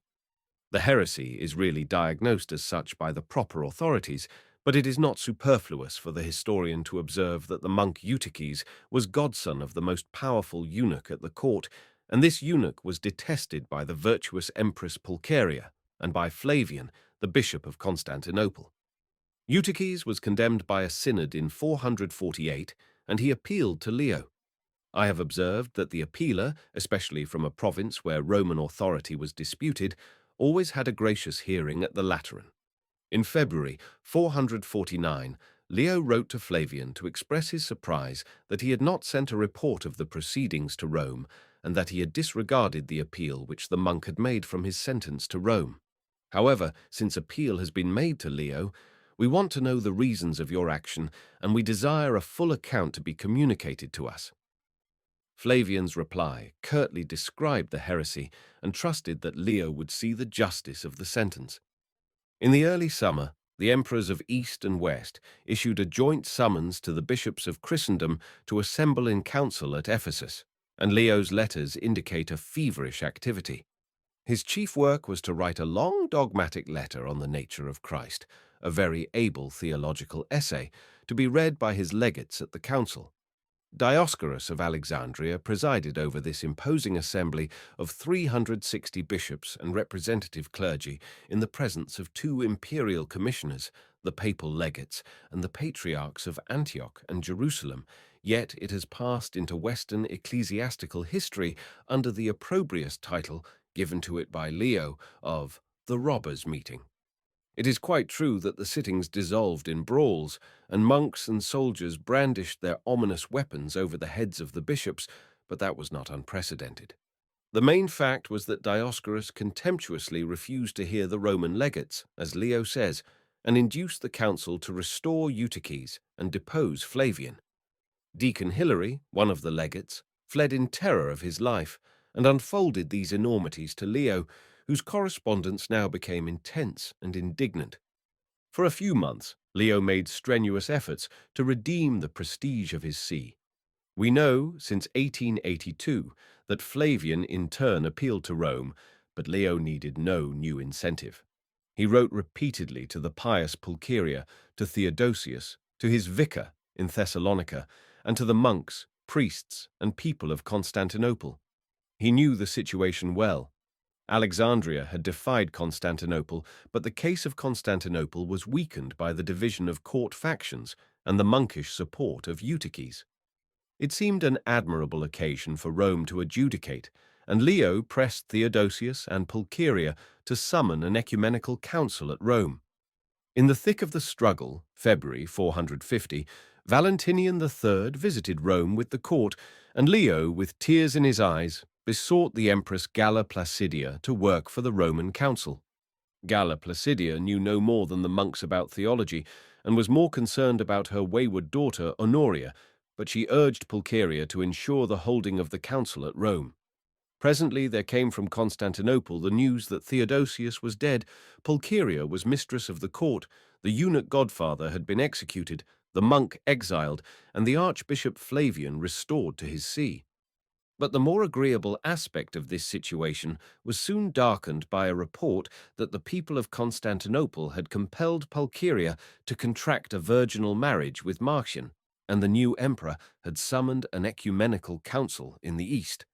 Leo, for reasons which we may understand presently, now made every effort to prevent the holding of a council, but the emperor would not endanger his position by flouting the Eastern Church, and, on October 8th, some 600 bishops gathered at Chalcedon. 4 legates represented Leo and were awarded a kind of presidency of the council. Leo's great doctrinal letter was received with thunders of applause, and, when it was speedily decided to condemn Dioscorus, who had gone the length of excommunicating Leo, It was one of the papal legates who pronounced the sonorous sentence. But all knew that these compliments were the prelude to a very serious struggle. After the 14th session, the papal legates and imperial commissioners affected to believe that the business of the day was over. Later in the day, however, a 15th session was held, and the 200 bishops present framed the famous 28th canon of the Council of Chalcedon. It runs, "As in all things we follow the ordinances of the Holy Fathers, and know the recently read canon of the 150 bishops, so do we decree the same in regard to the privileges of the Most Holy Church of Constantinople. Rightly have the Fathers conceded to the See of Old Rome its privileges on account of its character as the imperial city, and, moved by the same considerations, the 150 bishops have awarded the like privileges to the Most Holy See of New Rome.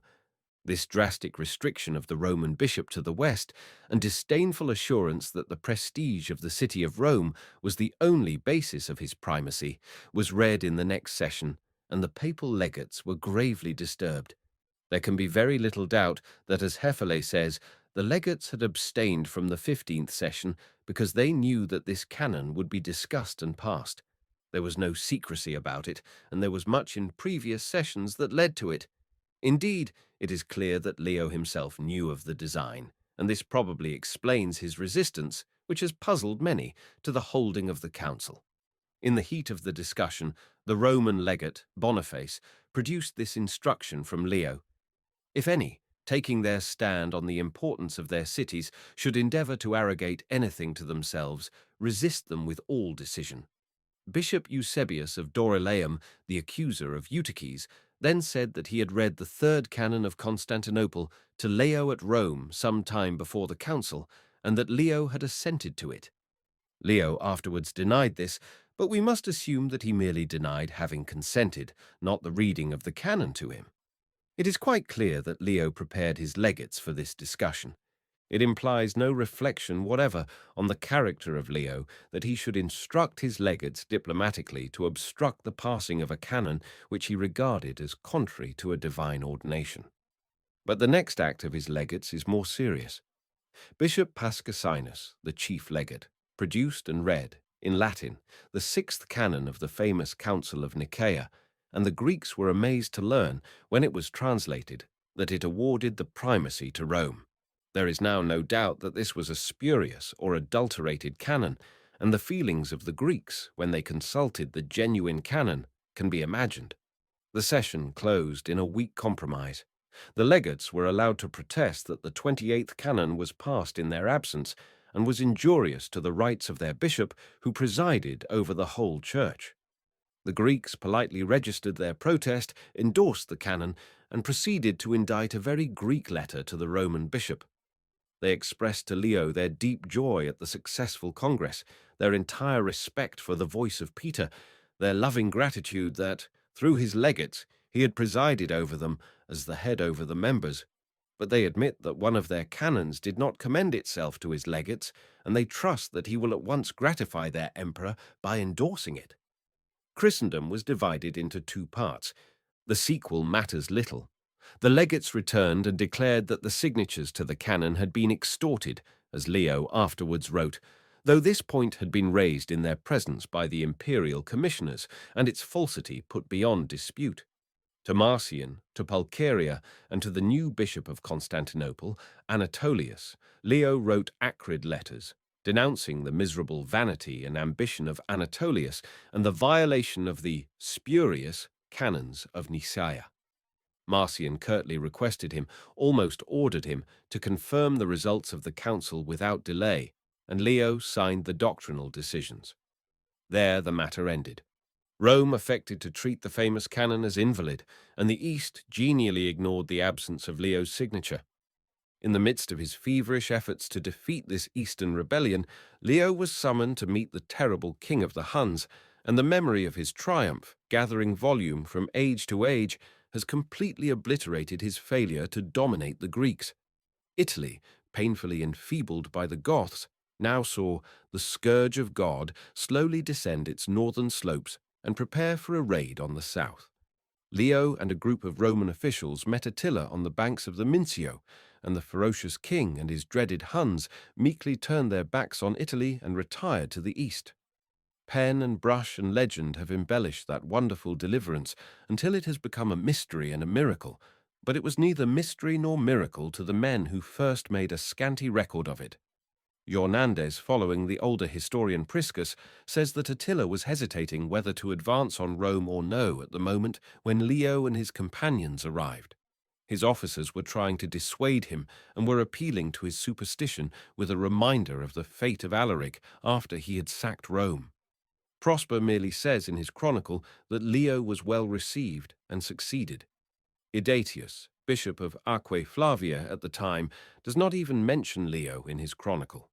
The Huns, he says, were severely stricken by war, by famine, and by some epidemic, and, being in this plight, they made peace with the Romans and departed.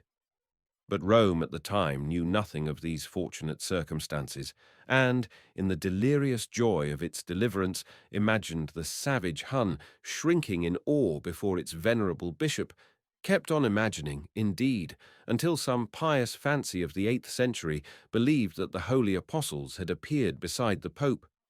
When, a few years later, 455, a fresh invasion threatened Rome, when the vicious incompetence of the court, amid all its desolation, set afoot another feud and brought the Vandals from Africa, Leo went out once more to plead for the impoverished city.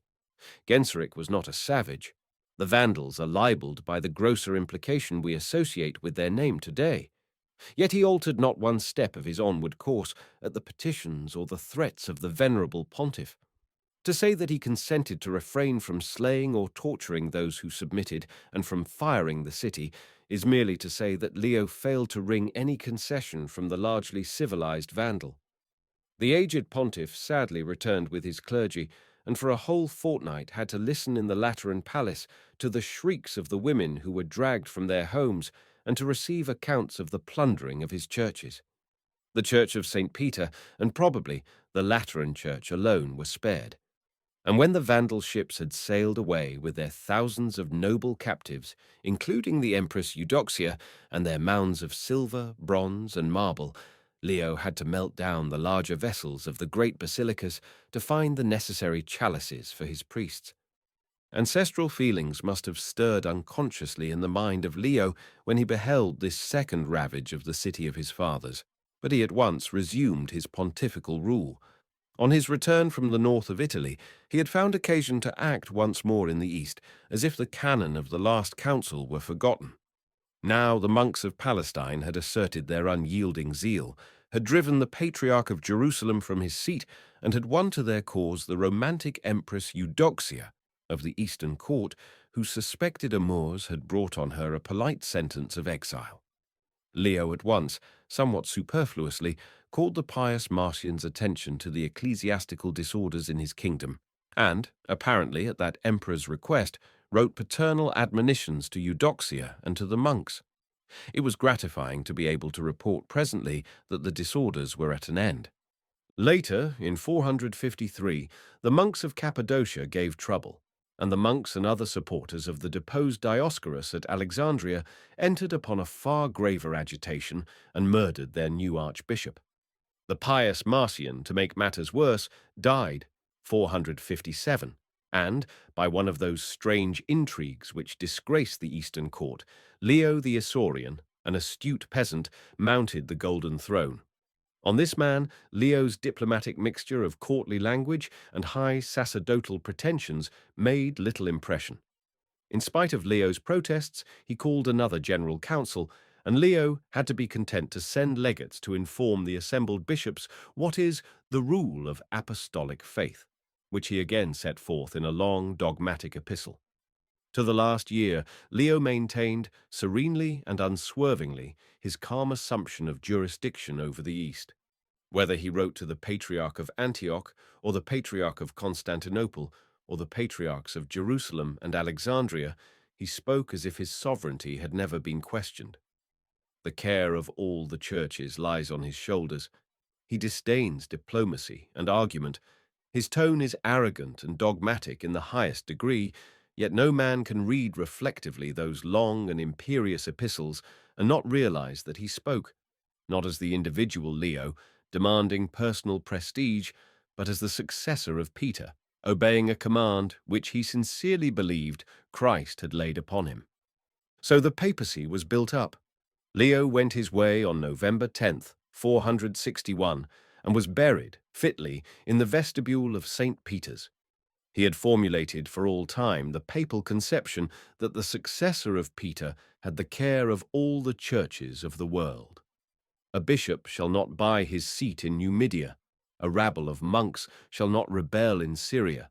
A prelate shall not harshly treat his clergy in Gaul, but the Bishop of Rome must see to it.